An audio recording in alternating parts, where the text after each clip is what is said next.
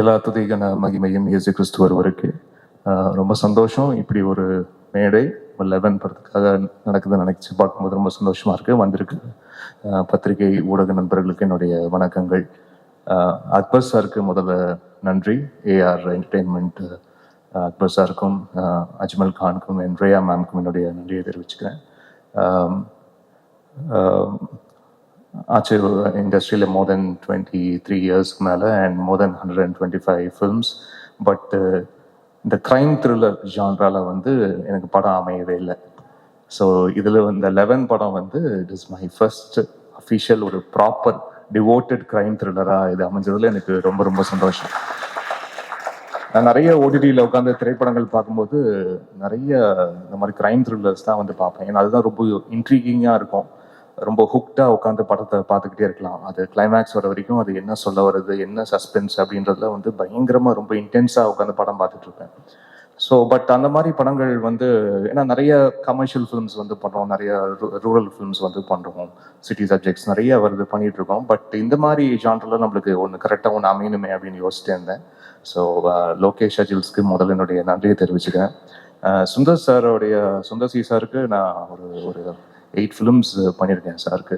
அப்போது அவங்க ஒர்க் பண்ணிட்டு இருக்கும்போது சாரோட சேர்ந்து இருந்த அந்த ஒரு காலகட்டத்தில் இருந்த நிறைய உதவி இயக்குநர்களோட சேர்ந்து அவங்களுடைய படங்களுக்கெல்லாம் வந்து இசையமைக்கக்கூடிய வாய்ப்பெல்லாம் கிடைச்சது. இப்போது பேசின பத்ரி அவர்கள், வீராப்பா இருக்கட்டும், அண்ட் திருவிளையாடல் ஆரம்பம் பூபதி பாண்டியன் அவர்களாக இருக்கட்டும், அண்ட் சுராஜ் அவர்கள், அந்த மாதிரி. ஸோ அந்த டைமில் இருந்த யாரெல்லாம் வந்து இருந்தாங்களோ உங்களுக்கு எல்லாமே ஒர்க் பண்ணியிருக்கேன். பட் நான் ஒர்க் பண்ண டைமில் லோகேஷ் அப்போ இல்லை, அதுக்கப்புறம் தான் லேட்டர் தான் லோகேஷ் அவர்கள் வந்து ஜாயின் பண்ணியிருக்காரு போல.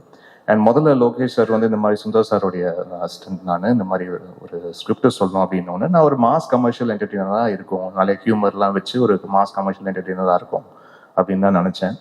பட் ஸ்கிரிப்ட் கேட்கும் போது தெரிஞ்சது ரொம்ப ஒரு இன்டென்ஸான க்ரைம் த்ரில்லர் வந்து கொண்டு வந்திருக்காரு. முதல்ல ஒருத்தர் கேட்டதே நான் இந்த மாதிரி கதைக்கு முதல்ல எப்படி யோசிச்சிங்க? ஏன்னா எப்பவுமே சினிமாவில் ஒரு விஷயம் இருக்கு இல்லையா, ஒருத்தர் வந்து அம்மா வேடம் போட்டாங்கன்னா கடைசி வரைக்கும் அம்மா வேஷம் தான், அவங்க தங்கச்சின்னா கடைசி வரைக்கும் தங்கச்சி வேஷம் தான். அந்த மாதிரி க்ரைம் த்ரில்லருக்கு எப்படிப்பா இமான் செட் ஆவார் அப்படின்னு ஒரு யோசனை வந்து அவங்களுக்கு வரலன்னா கூட ஒரு 10 பேர் வந்து சொல்லி கும்மி அடிச்சிருவாங்க இல்லையா. ஸோ அப்படிதான் சினிமாவில் இருக்கும். பட் அப்படி யோசிச்சிங்க அப்படின்னு சொன்னா, இல்லை சார் இது வரைக்கும் நீங்கள் பண்ணல, அந்த மாதிரி பண்ணால் ரொம்ப நல்லா இருக்கும் அப்படின்னு யோசிச்சேன் அப்படின்னுக்காக வந்தார். ஸோ அங்கேயே அவர் வந்து ரொம்ப ஓகே, ஒரு ஆஃப் பீட்டாக யோசிக்கிற ஒரு இயக்குனராக இருக்காருன்னு எனக்கு ரொம்ப பாசிட்டிவாக இருந்தது. அண்டு படம் எல்லாம் டோட்டலாக முடிச்சு கார்த்திக்கோடைய ஒர்க் வந்து அவுட்ஸ்டாண்டிங் இந்த படம்ல. அண்ட் அவர் இப்போவே அடுத்த படத்தோடைய ஷூட்டிங்லாம் போயிட்டு ஷெட்யூல்லாம் முடிஞ்சுதா கார்த்திக்? முடிஞ்சுல, அடுத்த படம் ஷூட்டிங் ஷெட்யூல் முடிஞ்சுது, படமே முடிஞ்சு பாருங்க அந்த அளவுக்கு. ஸோ இந்த படம் வெளிவரும் போது இன்னும் நிறைய பேர் கார்த்திக்குடைய ஒர்க்கை வந்து நிச்சயமா நோட் பண்ணி எல்லா ரிவ்யூஸ்லையும் கண்டிப்பா அது இருக்கும். அது இப்பவே எனக்கே தெரியுது. அண்ட் லோகேஷ் அஜில் சார்களுடைய ரைட்டிங் வந்து அவுட்ஸ்டாண்டிங். அது ஸ்கிரிப்ட் நரேஷன் கேட்கும் போதே அவ்வளோ கிரிப்பிங்காக வந்து இருந்தது. இது அப்பவே தெரிஞ்சது, ஓகே இது வந்து மேக்கிங்காக வந்து கொஞ்சம் இப்படி அப்படி இருந்தால் கூட ரைட்டிங் செம்மையாக இருக்குது, இது வந்து ஒரு நிச்சயமா ஒரு கேரண்டி க்ரைம் த்ரில்லராக இருக்கும் அப்படின்னு நினச்சேன். ஆனால் படம் பார்க்கும்போது ஐ வாஸ் ப்ளோன். அவர் வந்து எப்பவுமே என்னன்னா ரொம்ப பில்டப்லாம் வந்து பண்ண மாட்டார், சும்மா வந்து படத்தை கொடுத்துட்டு சார் பார்த்துட்டு சொல்லுங்க சார் அப்படின்னு வந்து சொல்லிடுவாரு. ஸோ அப்படி பார்க்கும்போது ஐ குடன்ட் கண்ட்ரோல். நான் வந்து ஃபோன் பண்ணி அவர்கிட்ட ரொம்ப நேரம் பேசிட்டு இருந்தேன். அந்த மாதிரி ரொம்ப ஹார்ட் ஃபெல்ட்டா அப்படி ஃபீல் பண்ணி பேசி எனக்கு தெரிஞ்சு ரொம்ப நாள் ஆச்சு எனக்கு. ஸோ அப்படி ஒரு ரொம்ப ட்ரூத்ஃபுல்லாக ஒரு படத்தை ரொம்ப ஹானஸ்டா அது ஃபிலிம் மேக்கிங்லேருந்து அந்த கிராஃப்ட்ல ஒவ்வொருத்தருடைய ஒர்க்மேன்ஷிப் கரெக்டாக அந்தந்த ஷாட்டுக்கு என்ன வேணுமோ கரெக்டாக அந்த ஆர்ட் டிபார்ட்மெண்ட் கரெக்டாக சேர்த்ததாக இருக்கட்டும், ஆர்டிஸ்டோடைய அவங்களுடைய பெர்ஃபார்மன்ஸை கரெக்டாக வாங்கினதாக இருக்கட்டும், இது எல்லாமே வந்து ரொம்ப அழகாக வந்து படத்தில் இருந்தது.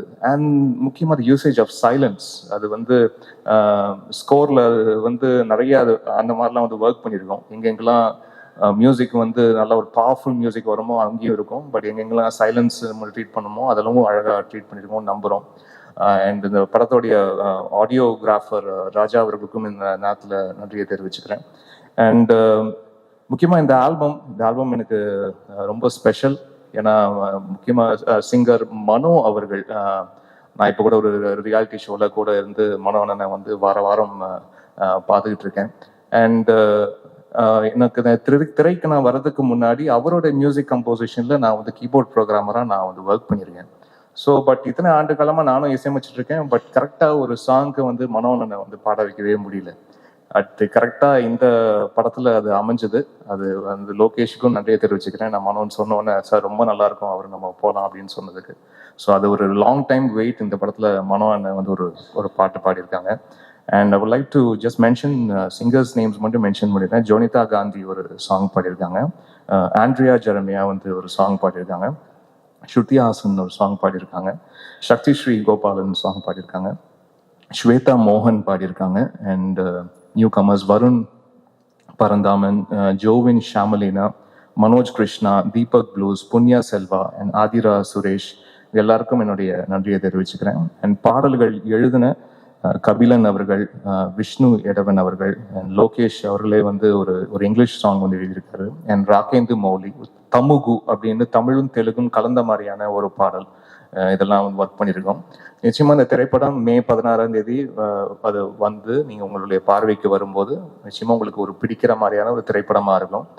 நம்மளுக்கு எப்படி தமிழ் சினிமால வந்து ஒரு ராட்சசன் வந்து ஒரு முக்கியமான படமா இருந்ததோ, போர் தொழில் எப்படி ஒரு முக்கியமான படமா இருந்ததோ, நிச்சயமா அந்த லிஸ்ட்ல இந்த படம் இருக்கும்னு என்னுடைய நம்பிக்கை இருக்கு. நீங்க படத்தை பாருங்க, பார்த்துட்டு உங்களுடைய அன்பும் ஆதரவும் கொடுங்க. மறுபடியும் thank you so much for all the love support. Present மீடியாவுக்கு ஒன்ஸ் அகேன் நன்றி. 11 திரைப்படத்தோட ட்ரெய்லர் மற்றும் ஆடியோ ஃபங்க்ஷனுக்கு வந்திருக்கிற அனைத்து பத்திரிகை மற்றும் ஊடக நண்பர்கள் எல்லாத்துக்கும் என்னுடைய பணிவான வணக்கம். மற்றும் நிறைய வாழ்த்துறதுக்காக நிறைய பெருமவர்கள் வந்திருக்காங்க. எல்லாத்துக்கும் என்னுடைய பணிவான வணக்கம் தெரிவிச்சுக்கிறேன். படத்தின் தயாரிப்பாளர் அக்பர் அவர்கள், டைரக்டர் லோகேஷ் அவங்களுக்கும் என்னுடைய பணிவான வணக்கம் தெரிவிச்சுக்கிறேன். அப்புறம் படத்தினுடைய தமிழ் தெலுங்கு 2 படத்துக்கும் ஹீரோ நவீன் சந்தர் அவருக்கு என்னுடைய பணிவான வணக்கம். அப்புறம் விழா நாயகன் நியமான் அவர்கள், அவருக்கு அவருடைய டோட்டல் யூனிட் பாடினவங்க எல்லாத்துக்கும் என்னுடைய பணிவான வணக்கத்தை தெரிவிச்சுக்கிறேன். நான் நிகில் படத்துக்காக எல்லா டெக்னீஷியன் சொல்லியிருந்தேன்ல, எல்லாத்துக்கும் மொத்தமாக நிகில் என்ன படத்துக்கு ஆடியோ இதுக்கு வரணும்னு சொல்லி கூப்பிட்டு, நீ சாதாரணமாக கேட்குற மாதிரி கேட்டேன், என்ன மாதிரி டைப் படம் அப்படின்னு.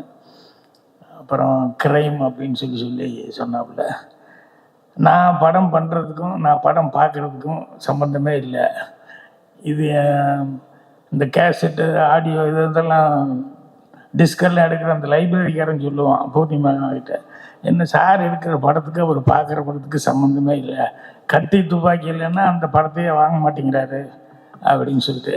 எனக்கு உண்மையிலேயே படம் பார்க்குறது அப்படின்னு சொன்னோம்னா அந்த க்ரைம் ஆக்ஷன் இந்த மாதிரி படம் தான் எனக்கு ரொம்ப பிடிக்கும். மற்ற படத்தை ரசித்து பார்த்துட்ருப்போம், இருந்தாலும் இந்த க்ரைம் எல்லாம் அந்த படங்கள்லாம் வரும்போது கொஞ்சம் மூளைக்கும் வேலை கொடுக்குற மாதிரி அதில் விஷயங்கள் இருக்கும்.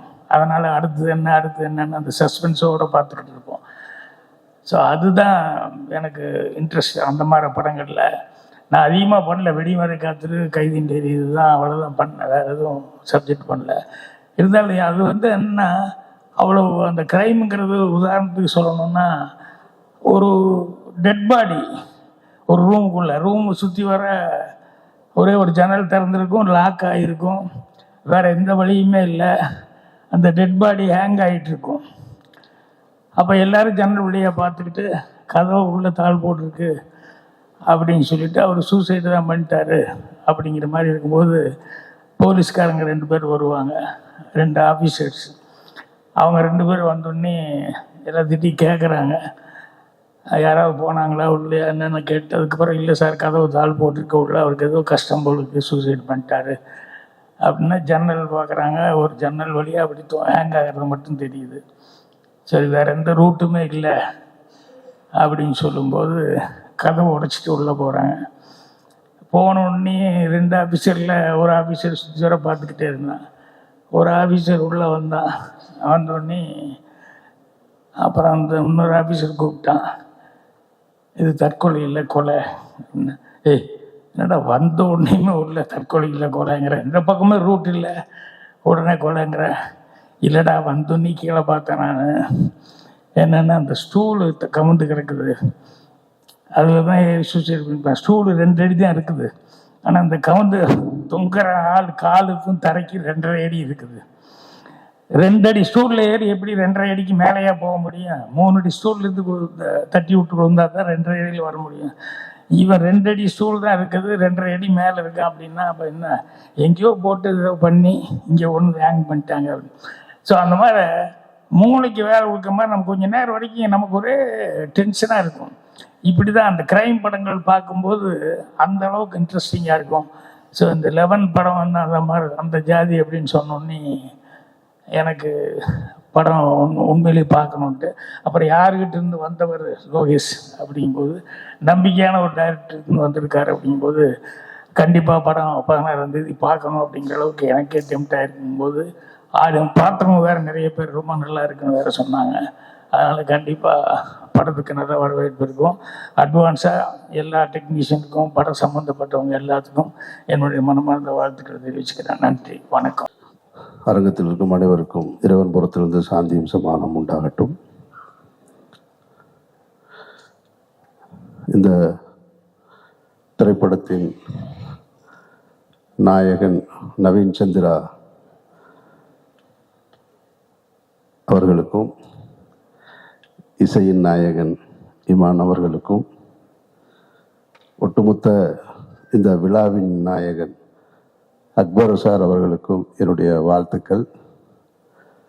உண்மையிலே இந்த திரைப்படம் குறித்து அல்லது இதில் பணியாற்றியவர்களை பற்றி எனக்கு அதிக பரிச்சயம் இல்லை, பழக்கம் இல்லை. அக்பர் சார் மட்டும்தான் தெரியும். அவர் தான் இந்த விழாவுக்கு அழைக்கும் பொழுது எப்படியாவது வந்துருங்கன்னாரு. வந்ததுக்கு முன்னாடி தான் தெரியுது எல்லார்ட்டையும் அதே மாதிரி தான் சொல்லியிருப்பார் போல இருக்கு. மொத்த திரையுலகையும் கூட்டிகிட்டு வந்து மேடையில் நிறுத்தியிருக்காரு. அவரை எனக்கு தனிப்பட்ட முறையில் ரொம்ப பழக்கம். நான் வந்து ஊதா கலர் ரிப்பனுடைய ரசிகன் நான். ஆமாம், அதனால் என்னுடைய வாழ்க்கையில் எந்த இடத்துக்கு போனாலும் நான் முணுமுணுக்கிற பாடலில் அது ஒன்று. இங்கே மேடையில் பேசின மதுரை அழகர் சார் பற்றி உங்களுக்கு அதிகம் பரிச்சயம் இருக்காது. அவர் ஒரு படத்தை நல்லா இருக்கு அப்படின்லாம் அவ்வளோ சீக்கிரம் சொல்லிட மாட்டார். 2 வரியில் பேசினாலும் இந்த படத்தை நல்லா இருக்குன்னு சொல்லி டிஸ்ட்ரிபியூஷன் பண்ணியிருக்காருன்னா படம் நல்லா இருக்குன்றதான் உண்மையான செய்தியாக இருக்குன்னு நினைக்கிறேன். இந்த திரைப்படத்தோட தொடர்புடைய ஒரு தம்பி ஒருத்தன் ஏற்கனவே இந்த படத்தை பற்றி என்கிட்ட சொன்னான். ஒரு படம் அந்த மாதிரி நவீன் சந்திரா நடிச்சிருக்காரு, 11 ஒரு படம், ரொம்ப நல்லா இருக்குண்ணே அப்படின்னா. அப்படியான்னு கேட்டேன். ஆனால் இந்த படத்தை அக்பர் சார் தான் ப்ரொடியூஸ் பண்ணியிருக்காருன்றதுலாம் தெரியாது எனக்கு. அவரும் ஒரு ஃபங்க்ஷன் கூப்பிட்டாரு, சரி அவர் கூப்பிட்டாருன்னு தவிர்க்க முடியாமல் வந்துட்டேன். வந்து பார்த்தா இங்கே பிரபு சாலமன் இந்த படத்தில் உள்ளே இருக்காருன்றது, கிரியேட்டிவ் ப்ரொடியூசராக இருக்காருன்றது இப்போ தான் தெரியுது எனக்கு. ஸோ பிரபு சார், அக்பர் சார், எல்லாரும் இமான் சார் இருக்குன்னா ஒரு நல்ல படமாக தான் இருக்க முடியும். இவர் டி சிவா சார் சொன்னது மாதிரி அவர் பெரிய பெரிய திரையுலக ஜாம்பவான்களுக்கு எல்லாமே ஆடிட்டராக இருக்கிறவர். கமல் சார்லேருந்து வெற்றிமாறலேருந்து இன்னும் பல்வேறு ஆட்களுக்கு. ஸோ அப்போ வரவு செலவு கணக்கு எழுதியிருப்பார். அப்போது எவ்வளவு லாபம் சம்பாதிச்சிருக்காங்க, எவ்வளவு நஷ்டம் அடைஞ்சிருக்காங்கன்னு அவருக்கு தெரியும். அதையும் தாண்டி திரைப்படத்துறையில் இருக்காருன்னா அவருக்கு சினிமா மேலே இருக்கிற அந்த பேஷன்னு நான் நம்புகிறேன். நான் அதனால தான் இந்த படத்தை எடுத்துருக்க பிடிச்சிருக்கு. நிச்சயமாக காட்சிகளை பார்க்கும் பொழுது பாடல் காட்சி, அந்த பாட்டு ரொம்ப பிரமாதமாக இருந்தது. ஆண்ட்ரியாவை ரசிக்கிறதை விட இமான் சாரை ரசிக்கலாம்னு நினைக்கிறேன் நான். கிட்டத்தட்ட அந்த பேன் இண்டியா மூவிலெல்லாம் ஒரு ஐட்டம் சாங் பண்ணுற அளவுக்கு கெப்பாசிட்டி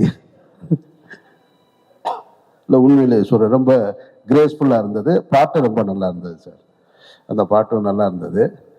ட்ரெய்லரு காட்சிகளை பார்க்கும் பொழுது ஒரு ஹாரர் ஃபிலிமுக்கான அந்த தகுதியோடு இந்த படம் இருக்கிறத நான் நம்புகிறேன். நான் எப்படி போர்த்துள் ராட்சசன்லாம் அந்த அந்த சீட்டோட எட்ஜில் நம்மளை உட்கார வச்சதோ அதுபோல் இந்த படமும் இருக்கும்னு நான் நம்புகிறேன். அந்த வரிசையில் இந்த படம் வெற்றி பெறணுன்றது என்னுடைய வாழ்த்துக்கள்.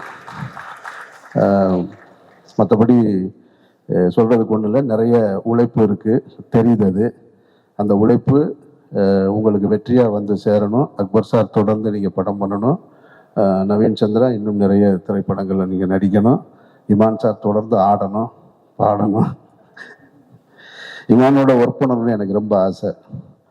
நான் என்னுடைய அசிஸ்டண்ட் உங்ககிட்ட ஒர்க் பண்ண ஒரு படம். அப்போ இருந்து கும்கியுடைய பாடல்களை வந்து இந்த படம்லாம் தொடங்குறதுக்கு முன்னாடி மொத்தமாக ஒரு 5 பாட்டையும் கையில் வச்சுக்கிட்டு பிரபு சாலமன் எங்ககிட்ட ஈசிஆரில் ஒரு இடத்துல காமிச்சார். படம்லாம் இப்போ ஆரம்பிக்கவே இல்லை, வெறும் பாட்டு மட்டும்தான் இருந்தது. இந்த 5 பாட்டு கேட்டு அப்போ நான், கௌதம் மேனன், இன்னும் நிறைய டைரக்டர்ஸ் இருந்தோம், ஒரு இடத்துல உட்காந்துருந்தோம். ஒரு மீட்டிங்காக, டைரக்டர்ஸ் மீட்டிங்காக அப்போ காமிச்சார். அப்போ காரில் வரும்போது என்கிட்ட அண்ணே நீங்கள் கேளுங்கன்னாரு. ஏன்னா 5 பாட்டு 6 பாட்டுமே ஹிட்டு பாட்டாக கொடுத்துருக்காரு. அப்போவே தெரிஞ்சிருச்சு அந்த படம் வெற்றின்றது. ஸோ அதுபோல் உங்களுடைய உழைப்பு இந்த படத்தை மக்களிடத்தில் கொண்டு போய் சேர்க்கும்னு நம்புகிறேன். இந்த படம் ஒரு நல்ல திரைப்படமாக வந்து ரசிகர்களை கவர்ந்து வெற்றியடைய என்னுடைய நெஞ்சார்ந்த வாழ்த்துக்கள். நன்றி.